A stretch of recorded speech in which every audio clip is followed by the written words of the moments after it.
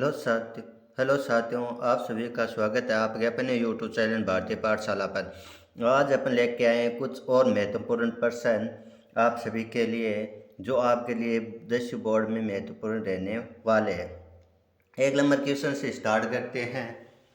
यदि हमारे द्वारा जो जानकारी दी जा रही है और अच्छे क्वेश्चन आपके लिए लेके आ रहे हैं और आपको अच्छा लग रहा है, तो एक बार शेयर और सब्सक्राइब जरूर करना। निम्न से निम्न से सबसे अधिक अभिक्रियाशील धातु कौन सी है? तो याद रखना, सोडियम।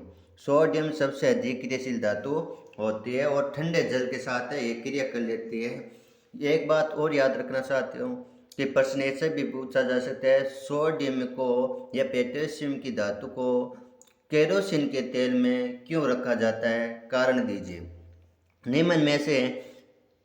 निम्न धातु में से कौन सी धातु प्रकृति में मुक्त अवस्था में यानी कि समतल रूप से पाई जाती है, मुक्त अवस्था में पाई जाती है? तो साथियों, वो धातु कौन सी है? तो हम कह सकते हैं उस धातु गोल्ड है, यानी सोना। ठीक है, गोल्ड। जब धातु किसी कठोर सतह से टकराती है तो एक आवाज़ उत्पन्न होती है। इस धातु को कहते हैं ध्वनिक भी कहते हैं और सोनोरस भी कहते हैं। ठीक है, तो हम कह सकते हैं उपरोक्त दोनों। सी हमारा क्या हो जाएगा? उत्तर हो जाएगा उपरोक्त दोनों। कौन सी धातु ठंडे या गर्म जल से क्रिया नहीं करती? तो साथियों याद रखना, आयरन। आयरन है, ये न तो ठंडे जल से करती है और न ये हमारी क्या करती है, गर्म जल से क्रिया करती है। कौन सी धातु? Iron, Fe। ठीक है, याद रखना, Fe होती है हमारे पास, जो क्या करती है, ठंडे जल से क्रिया नहीं करती। लेकिन याद रखना कि ठंडे जल से क्रिया करती है सोडियम और पोटेशियम। याद रखना, सोडियम, कैल्शियम और पोटेशियम में ये हमारे क्या करती है, ठंडे जल के साथ क्रिया करती है। और मैग्नीज होता है Mg। क्या होती है? Mg होती है, ये हमारे गर्म जल के साथ क्रिया करती है। और आयरन होता है, ये भाप के साथ क्रिया करते हैं। फिर चलते हैं नेक्स्ट क्वेश्चन में, हम बात करते हैं। तो नेक्स्ट क्वेश्चन में हमारे पास ये रहा 5 नंबर कि निम्न में से कौन सी धातु मुक्त अवस्था में प्रकृति में पाई जाती है? तो आप कॉपर, जिंक और एयू दे रखा है और एजी दे रखा है। यानी कि एयू क्या होता है? सोना होता है हमारा, तो मुक्त अवस्था में पाई जाती है। एजी क्या होती है? चांदी, तो मुक्त अवस्था में पाई जाती है। तो याद रखना, सी और डी दोनों हमारा इससे का उत्तर रहने वाला है। सोने और प्लेटिनम को गलाने वाले ना, कि सोना होता है एयू होता है। एयू और प्लेटिनम को गलाने वाले अम्ल का नाम क्या होता है? तो साथियों होता है एक्वारजिया। ठीक है, क्या होता है? बी हमारा उत्तर हो जाएगा, एक्वारजिया। ठीक है, ये सोने और प्लेटिनम को गलाने का कार्य करता है। याद रखना, एक्वारजिया किसे कहते हैं? तो ये प्रश्न पूछा जा सकता है। यानी कि HCl का और नाइट्रिक अम्ल का 3:1 मिश्रण को जब मिला दिया जाता है तो एक्वारजिया बनता है। ठीक है, अगला प्रश्न बात करते हैं पृथ्वी की भूपट्टी में सर्वाधिक मात्रा में मिलने वाली धातु कि पृथ्वी की भूपट्टी, इसमें सर्वाधिक मात्रा में मिलने वाली धातु साथियों क्या होती है? एल्यूमिनियम होती है। क्या होती है? एल्यूमिनियम में होती है। फिर बात करते हैं आगे, कौन सी धातु चमक युक्त होती है? मतलब ऐसी धातु बतानी है जो चमक युक्त होती है, जिसमें क्या होती है, हमारी अधिक मात्रा में ऊर्जा दिखाई देती है। यानी कि वो होती है आयोडीन। आयोडीन क्या होता है? आयोडीन का कलर होता है वो वाइट होता है और ये रात के समय में हमें दिखाई देती है, चमक युक्त है ना। तो उत्तर हमारा क्या हो जाएगा? आयोडीन हो जाएगा। फिर चलते हैं नेक्स्ट पर। नेक्स्ट क्वेश्चन हमारे पास से साथियों देखो ये रहा कि एक्वारजिया क्या है। अभी बात की थी कि पेपर पूछा गया साथियों, पेपर में प्रश्न, ये सब प्रश्न हमारे जो पीछे जो भी पेपर हुए हैं वार्षिक, उनमें पूछे गए हैं। ठीक है, एक्वारजिया क्या है? एक्वारजिया सांद्र हाइड्रोक्लोरिक अम्ल, ठीक है, जिसे कहते हैं HCl। क्या कहते हैं साथियों? HCl अम्ल एवं सांद्र नाइट्रिक अम्ल को 3:1 के अनुपात में, 3 अनुपात किसमें? 3:1 के अनुपात में मिलाकर बनाया ताज़ा मिश्रण कि मिलाकर बना ताज़ा मिश्रण जो सोने व प्लेटिनम को गला देता है एक्वा रजिया कहलाता है। तरल अधातु का नाम बताइए। याद रखना साथियों, यहाँ से तरल अधातु की बात हुई है। कैसी बात हुई है कि तरल ये द्रव अवस्था में पाई जाने वाली अधातु, द्रव अवस्था में पाई जाने वाली अधातु होती है ब्रोमीन, जिसे अपन लिखते हैं Br। ठीक है, ब्रोमीन जो क्या होती है अह धातु होती है जो द्रव अवस्था में या तरल अवस्था में पाई जाती है। लेकिन प्रश्न ऐसा भी पूछा जा सकता है उस धातु का नाम बताइए जो द्रव अवस्था में पाई जाती है, तो आप लिख सकते हो पारा। पारा एक ऐसी धातु है साथियों जो क्या होती है हमारे द्रव अवस्था में पाई जाती है। निम्न में से सबसे कम क्रियाशील धातुओं को छांटिए है। अब देखो साथियों, यहाँ पर हमें कुछ धातुएं दी है, इनमें से हमें सबसे कम क्रियाशील धातु को छांटना है। तो हमारे पास क्या होगा Ag यानी सोना सबसे कम क्रियाशील होता है, ये प्रकृति में मुक्त अवस्था में पाया जाता है। तो अपन कह सकते हैं कि पोटेशियम, जिंक और Ag चांदी, इन सब के बीच में क्या होता है हमारे पास जो सोना होता है Au होता है, ये हमारा क्या होता है सबसे कम क्रियाशील होता है। आयनिक यौगिक के कठोर होने का क्या कारण है कि आयनिक यौगिक होते हैं इनके कठोर होने का कारण बताना है साथियों। तो बात करते हैं धनात्मक एवं ऋणात्मक आयनों के बीच मजबूत आकर्षण बल के कारण आयनिक यौगिक ठोस एवं थोड़े कठोर होते हैं कि इनके बीच में जो मजबूत आयनिक हमारा आकर्षण बल पाया जाता है ना कि एक धनात्मक एक ऋणात्मक हमारे आयन होते हैं, इनके बीच एक आकर्षण बल पाया जाता है और उसी आकर्षण बल की वजह से ये क्या होते हैं कठोर या ठोस होते हैं। फिर नीचे बात करते हैं नेक्स्ट क्वेश्चन की, किसी शुद्ध धातु की अपेक्षा उसके मिश्रण की विद्युत चालकता और गणना कैसा होता है। तो याद रखना कि किसी शुद्ध धातु की अपेक्षा उसके मिश्रण की विद्युत चालकता और गणना कैसा होता है, तो कम होता है साथियों। क्या होता है, हमेशा याद रखना कम में होता है। ये हमेशा याद रखना साथियों कैसा होता है, कम में होता है। ठीक है, आगे नेक्स्ट क्वेश्चन में अपन बात करते हैं और नेक्स्ट क्वेश्चन हमारे पास देखिए क्या है, ये रहा 14 नंबर क्वेश्चन। तो फिर बात करते हैं किन्हीं दो धातुओं के नाम लिखिए जो हाइड्रोजन से युक्त होकर हाइड्राइड बना सकते हैं। कि हाइड्रोजन से जुड़ के, युक्त होना नहीं, जुड़ के क्या बनाए, हाइड्राइड बनाए। तो ऐसी दो धातु हमारे पास क्या है, सोडियम और कैल्शियम। कौन सी धातु है, सोडियम और है कैल्शियम। ऐसी दो धातु हैं जो क्या होगी हाइड्रोजन से जुड़कर हाइड्राइड बनाएगी। ठीक है, नेक्स्ट क्वेश्चन में अपन बात करें दो ऑक्साइडों के नाम लिखिए जो न तो अम्लीय है और न ही क्षारीय प्रकृति दर्शाते हैं। तो याद रखना नई अम्लीय और नई क्षारीय प्रकृति दर्शाने वाले ऐसे दो ऑक्साइड हमारे पास carbon monoxide CO। Carbon monoxide एक जहरीली गैस होती है साथियों, अधिक मात्रा में उत्पन्न होने पर क्या होते हैं इंसान की या जीव जंतुओं की मृत्यु भी हो सकती है। और नेक्स्ट हमारे पास है नाइट्रस ऑक्साइड N2O। ठीक है, ये हमारे पास दो ऑक्साइड है जो न तो अम्लीय होते हैं न ही क्षारीय होते हैं।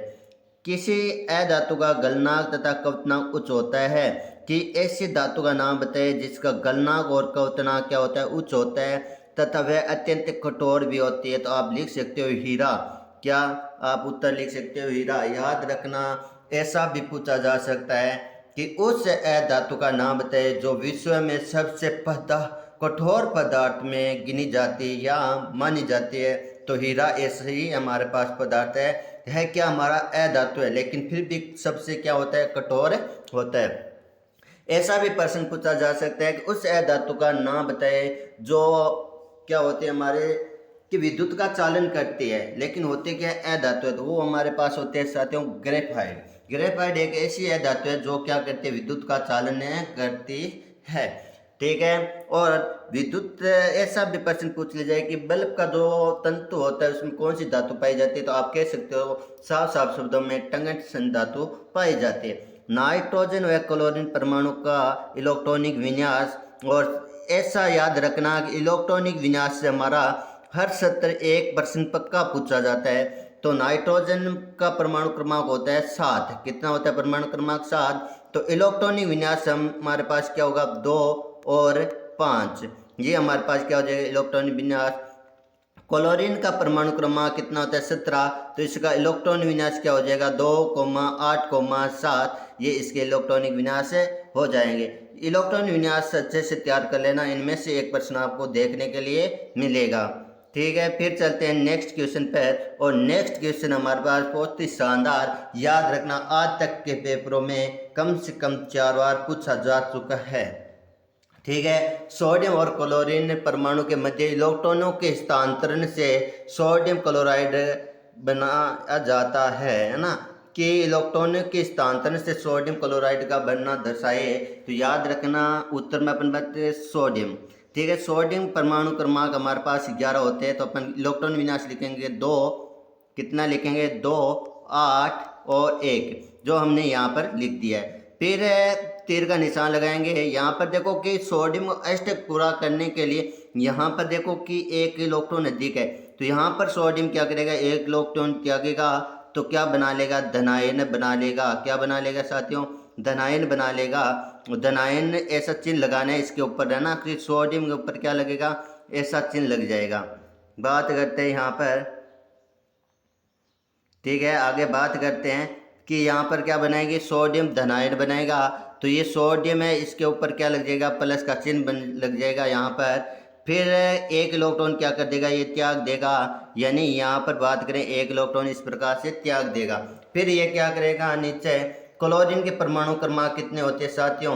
कि हमारे पास 17 होते हैं। तो इसका इलेक्ट्रॉन विन्यास क्या हो जाएगा? 2, 8, 7। यहाँ पर देखो कि 7 में अष्टक पूरा करने के लिए 8 करने के लिए की कमी होती है। तो यहाँ पर ये क्या करेगा? एक इलेक्ट्रॉन ग्रहण कर लेगा और ये अष्टक पूर्ण करके ये और किस में आ जाएगा? माइनस में आ जाएगा, Cl माइनस में आ जाएगा साथियों।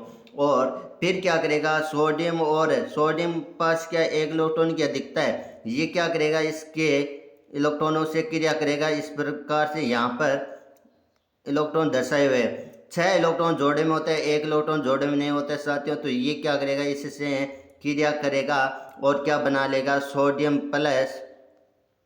ठीक है, और सोडियम में प्लस बना लेगा। और फिर अपन बात करें तो यहाँ पर क्या बना लेगा? इस प्रकार से क्लोरीन ऋणात्मक बना लेगा, इसमें माइनस लगेगा और यहाँ पर क्या लग जाएगा? 6 इलेक्ट्रॉन इस प्रकार से लग जाएंगे। और फिर हमारे पास क्या होगा? यहाँ पर NaCl बन जाएगा सूत्र। ये इससे क्वेश्चन हमारे तीसरे पार्ट से जरूर आने वाले हैं। ठीक है, तो आपको ऐसा भी पूछा सकता है, मैग्नीशियम में ऑक्सीजन के इलेक्ट्रॉन के हस्तांतरण से कि मैग्नीशियम ऑक्साइड कैसे बनता है बताइए, है ना।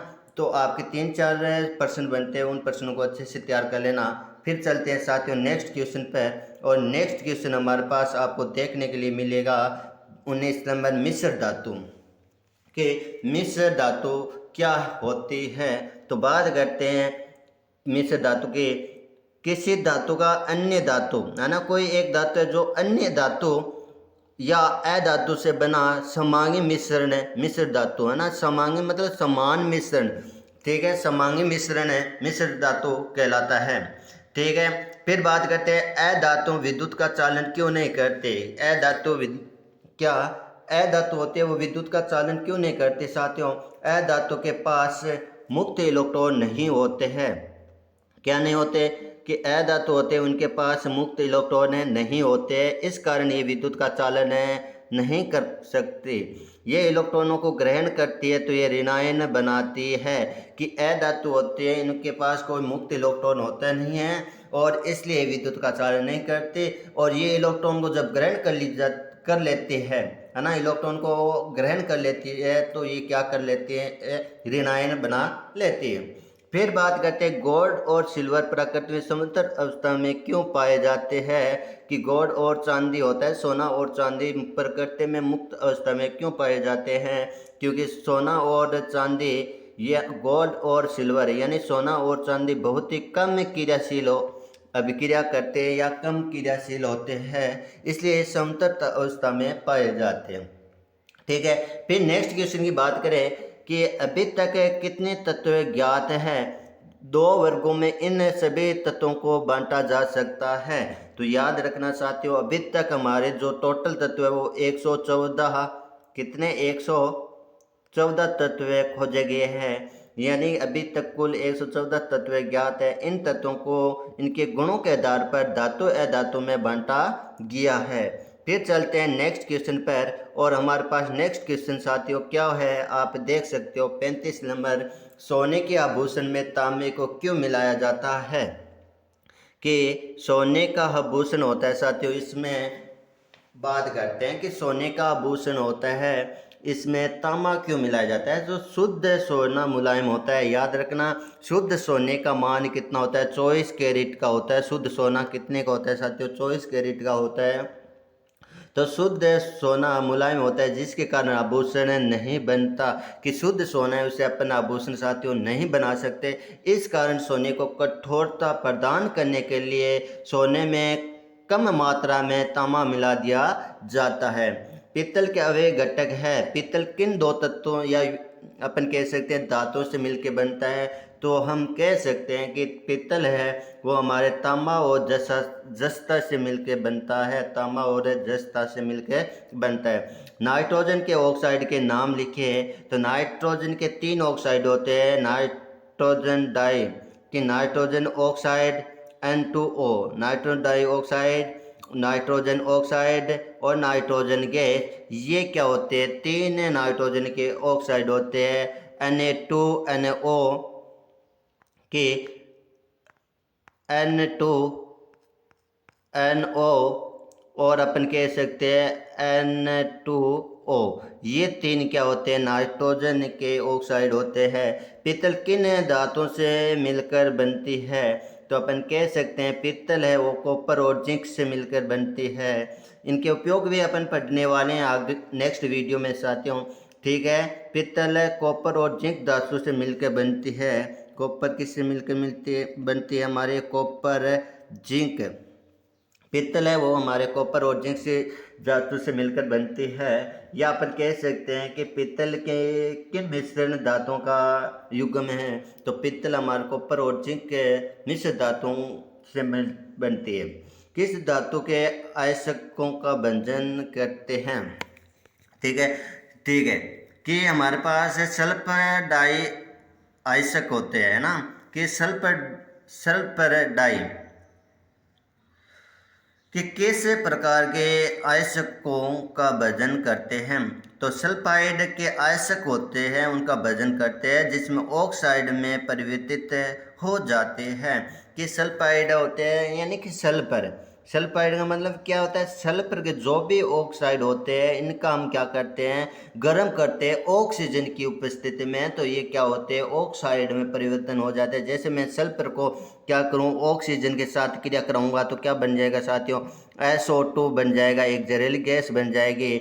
इसकी वजह से अपन कह सकते हैं सल्फर डाइऑक्साइड में। तो अब आगे बात कर रहे हैं नेक्स्ट क्वेश्चन की। तो साथियों आगे लेके आएंगे इससे भी अच्छी, और हम बात कर रहे हैं 40 नंबर क्वेश्चन से। और आपके जो बोर्ड की परीक्षा है विज्ञान की, और हम ये भी कह सकते हैं कि जो भी कंपटीशन की तैयारी कर रहे हैं उनके लिए सामान्य ज्ञान के लिए महत्वपूर्ण प्रश्न ये साबित होने वाले हैं। तो आप अच्छे से इन प्रश्नों को देखिए। 40 नंबर क्वेश्चन में हम धातु को ऑक्सीजन के साथ क्रियाशीलता के आधार पर घटते क्रम में लिखें। तो याद रखना घटते क्रम में लिखना है। तो सोडियम में सबसे अधिक क्रियाशील होते हैं। उसके बाद ये ना कि हमारे पास ये देखो कि चिन्ह लगा हुआ है इस प्रकार से साथियों, ठीक है। सोडियम में सबसे अधिक क्रियाशील होते हैं। उसके बाद मैग्नीशियम, मैग्नीशियम के बाद एल्यूमिनियम, सोडियम सबसे अधिक क्रियाशील होते हैं। मैग्नीशियम, मैग्नीशियम के बाद एल्यूमिनियम कम हो जाएगी। एल्यूमिनियम जिंक है, एल्यूमिनियम से कम होती है। आयरन, आयरन के बाद पीबी, पीबी बाद कॉपर, कॉपर सबसे कम क्रियाशील है धातु होती है। आप किस धातु के साथ सबसे अधिक ताप रिकॉर्ड किया है? कि हम जब कि ताप रिकॉर्ड की बात करें तो मैग्नीशियम धातु है साथियों। क्या हमारे पास मैग्नीशियम धातु है, इसके साथ अभिक्रिया सर्वाधिक उष्मा क्षेपी होती है। क्या होती है? उष्मा क्षेपी होती है। अतः सर्वाधिक ताप रिकॉर्ड किया गया है मैग्नीशियम धातु के साथ। फिर तनु अमल के साथ अभिक्रियाशीलता के आधार पर धातु को आरोही क्रम में व्यक्त कीजिए। किस क्रम में? आरोही क्रम में। तो हमारे पास मैग्नीशियम सबसे कम, देखो आरोही मतलब घट, आरोही ना कि बढ़ते क्रम में नहीं। तो हमारे पास यहाँ पर मैग्नीशियम, मैग्नीशियम से एल्यूमिनियम, एल्यूमिनियम से जिंक, और जिंक से हमारे क्या होता है? आयरन। ये हमारे पास है क्या है? इसके आरोही क्रम में रखा हुआ क्रियाशीलता का क्रम है इन धातुओं का। फिर चलते हैं नेक्स्ट क्वेश्चन पर, और नेक्स्ट क्वेश्चन हमारे पास है साथियों 43 नंबर। ठीक है, 43 नंबर है। इसमें अपन बात करें, ठीक है, इसमें अपन बात करें निम्न पदों की परिभाषा दीजिए। खनिज, ठीक है, आयस्क और गैंग, इनकी हमें क्या देनी है? परिभाषा देनी है। तो अपन कह सकते हैं साथियों, खनिज, धातु युक्त पदार्थों को खनिज कहते हैं। कि धातु युक्त जो भी पदार्थ उन्हें खनिज कहते हैं, जिनसे धातुओं को विभिन्न विधियाँ प्राप्त की जाती है। विधियों द्वारा ना, कि जिन धातुओं को विभिन्न विधियों द्वारा अपन क्या कर सकते हैं? प्राप्त कर सकते हैं। लेकिन उनमें क्या होना चाहिए? जो खनिज है उनमें धातु मिश्रित होगी, यानी सम्मिलित होगी। आयस्क, फिर बात करते हैं अपन आयस्क की। ठीक है, आयस्क, ठीक है साथियों, यहाँ पर डैश है परिभाषा। आयस्क उन खनिजों को जिनके लाभप्रद ढंग से धातुओं का निष्कर्षण किया जाता है, आयस्क कहलाते हैं। जैसे लेड का आयस्क गैलेना है। ठीक है, कि अपन क्या करते हैं कि वे खनिज जिनको लाभ प्राप्त करने के ढंग से उनका निष्कर्षण यानी उनकी शुद्धि प्राप्ति की जाती है, उन्हें आयस्क कहते हैं। गैंग, बात करते हैं आगे 3 नंबर पॉइंट, गैंग। आयस्क को प्रत्युष से निकालने पर आयस्क बालू या चट्टानी पदार्थों से सदूषित यानी प्रदूषित या उसमें अशुद्धि होती है ना, कि सदूषित यानी प्रदूषित होना या किसी प्रकार की अशुद्धि सम्मिलित होते हैं। खनिज में बालू या चट्टानी पदार्थों की जो अशुद्धि उपस्थित होती है उसे गैंग कहते हैं। चलो साथियों आगे चलते हैं नेक्स्ट क्वेश्चन पे। हमारे पास जो नेक्स्ट क्वेश्चन है साथियों, वो देखो क्या है। हम बात करते हैं नेक्स्ट क्वेश्चन में, और नेक्स्ट क्वेश्चन हमारे पास ये देखो 44 नंबर, कि 44 नंबर, लोहे को जंग से बचाने के 2 तरीके। साथियों लोहे, देखो कि हमें ऐसा भी पूछा जा सकता है कि लोहे पर जंग कैसे लगती है। तो लोहे पर जो हम क्या करते हैं, लोहे को वायुमंडल में खुले में रखते हैं।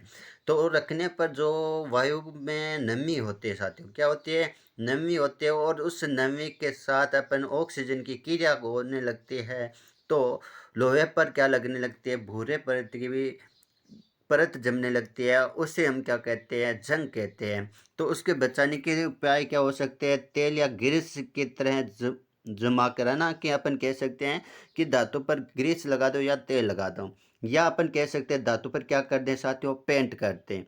फिर बात करते हैं नेक्स्ट क्वेश्चन के, ऑक्सीजन के साथ संयुक्त होकर अधातुएं कैसे ऑक्साइड बनाती है। तो साथियों याद रखना कि अधातुएं ऑक्सीजन से सहयोग यानी कि अभिक्रिया करके 2 प्रकार के ऑक्साइड बनाती है, एक अम्लीय और एक ऑक्साइड बनाती है उदासीन। तो ऐसा प्रश्न एक बार पूछा गया है कि धातुएं अधातुएं किस प्रकार का ऑक्साइड बनाती है, तो अम्लीय और उदासीन ऑक्साइड बनाती है। फिर चलते हैं नेक्स्ट क्वेश्चन पे, और नेक्स्ट क्वेश्चन हमारे पास ये रहा हमारा 46, मिश्र धातु किसे कहते हैं और इसके बनने के उद्देश्य का वर्णन कीजिए। ठीक है, फिर बात करते हैं मिश्र धातु, या ऐसे भी पूछा जाए मिश्र धातु किसे कहते हैं, 2 उदाहरण दीजिए।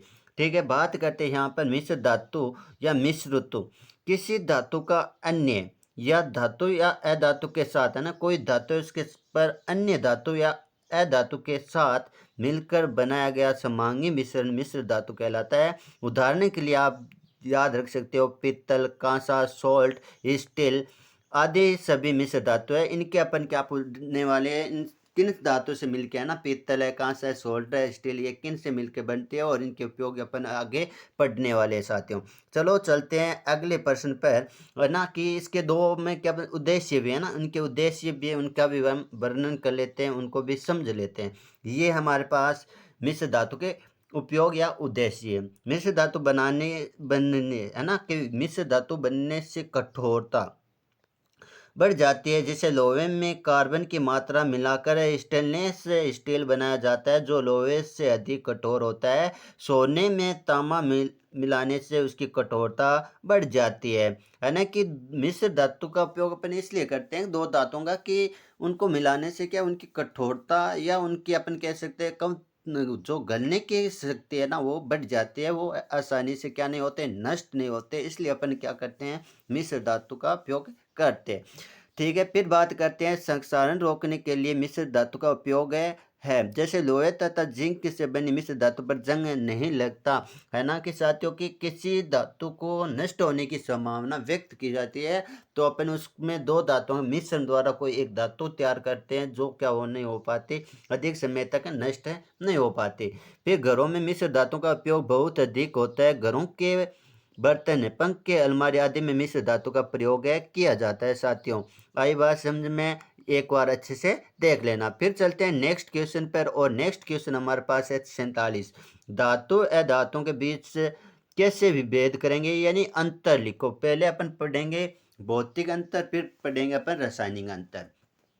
ये सामान्यतः ताप पर ठोस होती है ना। कि जो धातुएं होती है साथियों वो क्या होती है, सामान्य ताप पर ठोस होती है। केवल पारा हमारा क्या होता है, द्रव अवस्था में रहता है कमरे के ताप पर। तो प्रश्न पूछा जा सकता है कि उस धातु का नाम बताए जो कमरे के तापमान पर द्रव अवस्था में पाया जाता है। तो अपन कह सकते हैं पारा मरकरी। ठीक है, 2 नंबर पॉइंट है कि इनमें तन्यता आघात वर्धनीयता का गुण पाया जाता है। बिल्कुल, कि आघात वर्धनीयता का मतलब है इसमें आघात करके दूसरी वस्तुओं में परिवर्तन करना, और तन्यता का मतलब इसको खींच के तार के रूप में परिवर्तित किया जा सकता है। जैसे 1 ग्राम सोने से लगभग 2 किलोमीटर लंबा तार बनाया जा सकता है। धातुएं उष्मा तथा विद्युत की सुचालक होती है। धातुएं वो उष्मा और विद्युत की क्या होती है साथियों, सुचालक होती है। धातुएं अधिकांश कठोर होती है परंतु सोडियम पोटेशियम चाकू से काटी जा सकती है। तो यहाँ से प्रश्न ऐसा भी पूछा जा सकता है साथियों कि धातुएं होते हैं वो तो कठोर होते हैं, लेकिन दो धातुएं अपवाद के रूप में याद रखना कि उन धातुओं के नाम लिखो जो चाकू से आसानी से काटी जा सकती है। सोडियम और क्या होती है हमारी पोटेशियम, जो क्या धातुओं आसानी से काटी जा सकती है चाकू से। ठीक है, 5 नंबर पॉइंट अपन पढ़े, धातुएं अपारदर्शक होती है। धातुओं में से हम किसी चीज को नहीं देख सकते हैं, अपारदर्शक होती है। फिर चलते हैं नेक्स्ट, अधातु के बारे में हम चर्चा कर लेते हैं। अधातु के बारे में क्या कर लेते हैं, चर्चा कर लेते हैं। और ये हमारे अधातु क्या पढ़ रहे हैं अपन, भौतिक गुण पढ़ रहे हैं।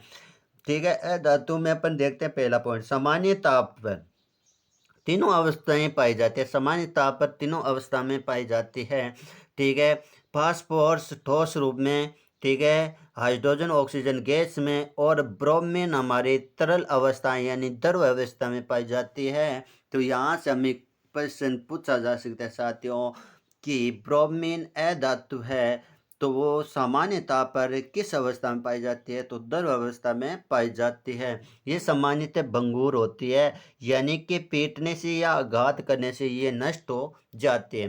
ग्रेफाइट तथा कार्बन को छोड़कर सभी विद्युत का कुचालक होती है। कि अधातु सामान्यतः विद्युत की क्या होती है, कुचालक होती है। लेकिन ग्रेफाइट जो एक कार्बन का अपरूप है, ये अधातु होते हुए भी विद्युत का क्या करती है, चालन करती है। पॉइंट नंबर 4 हम देखते हैं, अधातु कठोर होती है। हीरा सबसे कठोरतम पदार्थ है।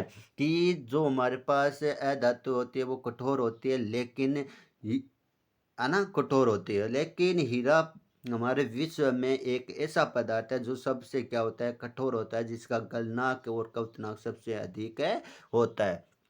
फिर बात करते हैं गैसीय अधातु पारदर्शक होती है। जो गैसीय अधातु होते हैं पारदर्शक होते हैं, उनसे आर पार देखा जा सकता है। फिर देखते हैं साथियों नेक्स्ट क्वेश्चन, और नेक्स्ट क्वेश्चन हमारे पास क्या है ये अपन चर्चा कर लेते हैं। ये है हमारे पास धातु अधातु के रासायनिक गुणों में अंतर। तो पहले बात कर लेते हैं धातुओं के अंतरों में, है ना। कि धातुओं द्वारा क्षारीय ऑक्साइड का निर्माण होता है। कि जो धातुएं होते हैं वो कैसे ऑक्साइड बनाती है साथियों, वो बनाती है क्षारीय ऑक्साइड, जिसमें से कुछ क्षारक बनाती है, क्षार बनाती है, जिनमें से कुछ क्षार बनाती है। 2 नंबर पॉइंट है, धातुएं धनात्मक आवेश की प्रकृति की होती है। कि धातुएं होती है वो क्या होती है, धनात्मक यानी पॉजिटिव में दर्शाई जाती है। ठीक है। धातु क्या होती है, अपचाय का कार्य करती है। धातु होती है वो क्या होती है, अपचाय का कार्य करती है। धातु जलीय विलयन में धनायन बनाती है। जलीय विलयन कैसा बनाएगी, धनायन बनाएगी साथियों। फिर चलते हैं नेक्स्ट में, ये धातुओं के हमारे रासायनिक गुण थे। अब अधातुओं के रासायनिक गुण और पढ़ लेते हैं साथियों। फिर चलते हैं अधातुओं के रासायनिक गुणों में। धातु अम्लीय एवं उदासीन ऑक्साइड बनाती है। ठीक है ना, अभी पढ़ा था कि धातु कैसे ऑक्साइड बनाएंगे, अम्लीय और उदासीन ऑक्साइड बनाती है। अधातुएं ऋणात्मक आवेश की प्रकृति रखती है, कैसी, नेगेटिव रखती है।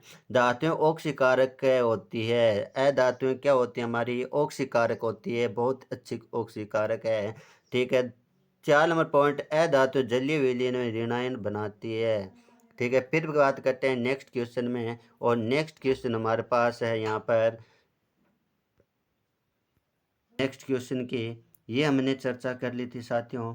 फिर हमारे पास मिश्र धातु का भी उपयोग पढ़ लेते हैं। ये धातु है, धातु में हमने अंतर पढ़ लिए थे, और रासायनिक गुण भी हमने पढ़ लिए थे। और फिर आगे चलते हैं, ये हमारे पास आता है मिश्र धातुओं के नाम और उनके घटक और उनके उपयोग। ठीक है। मिश्र धातु की बात करें तो मिश्र धातु हमारे पास देखो ये रहे इसके मिश्र धातु, और ये हमारे इसके अवयव और घटक है, और ये हमारे उपयोग। स्टील, स्टील लोहे और कार्बन से मिलकर बनती है साथियों, और इसका उपयोग भवनों और यातायात साधनों में किया जाता है। पित्तल, पित्तल हमारे पास जो होती है ना, पित्तल ल होता है यहाँ पर, याद रखना। पित्तल नाम इस प्रकार से लिखा जाता है, मिक्स्ड प्रिंटिंग है, पित्तल। ठीक है। पित्तल, पित्तल तांबे और जिंक से मिलकर बनती है साथियों, और ये इसका उपयोग किया जाता है मूर्ति और बर्तन और नलों की टुंटी बनाने में। फिर अपन आगे कुछ और मिश्र धातुओं का अध्ययन और करते हैं। ठीक है। तो ये हमारे पास कुछ और मिश्र धातु, जैसे कांसा, कांसा मिश्र धातु है, वो किन से मिलकर बनता है, तांबा और टिन से। ठीक है। टांके लगाने में इसका उपयोग किया जाता है। जर्मन सिल्वर, ठीक है, ये तांबा, निकल और जिंक से मिलकर बनता है, और घंटियों में इसका उपयोग किया जाता है। यहाँ पर गन मेटल है साथियों, क्या नाम है यहाँ पर, गन। ठीक है, गन मेटल।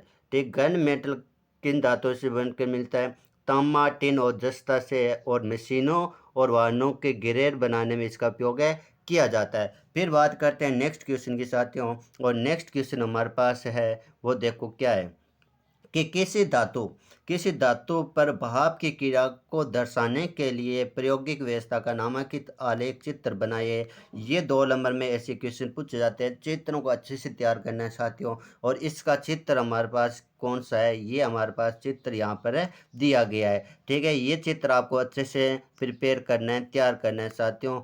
धातु पर भाप की क्रिया का नामांकित चित्र है। आज के लिए अपन बात करते हैं इतने क्वेश्चनों की साथियों, और आगे इससे भी शानदार क्वेश्चनों के साथ अपन लेके आएंगे आपके लिए। और याद नंबर का वीडियो है ये, और आगे 2 वीडियो और लेके आने हैं, जिनमें आपके 2-2 नंबर चित्र और 2-2 नंबर के प्रश्न पढ़ने वाले हैं। इन्हीं में से आपको 70% वार्षिक पेपर में मिलने वाला है। अच्छे से तैयारी कीजिए। जय हिंद, जय भारत।